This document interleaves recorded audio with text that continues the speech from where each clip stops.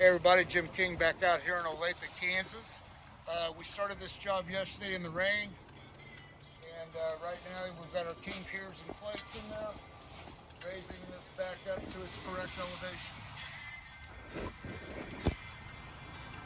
Once we get this platform back up to where it was, you can see it raised right now.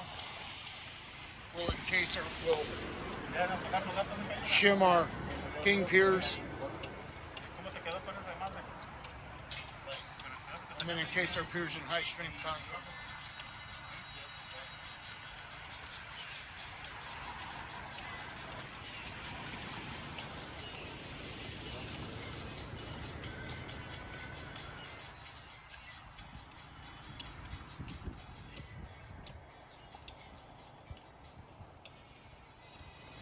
There it goes, folks.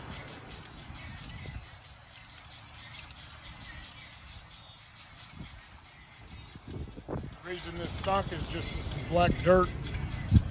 Everything is built to the standard minimum. If they would poured the footings underneath this 4 feet wide, a couple feet thick, we wouldn't be here now. We wouldn't have sank. The King Piers methodology is making something built to the minimum. These footings are generally 16 inches wide by 8 inches thick, or 2 feet wide, 8 inches thick, no matter where we're working. And what our pier is a footing support pier. If you go to footingsupportpier.com, you can check all of our piers out, our methodology.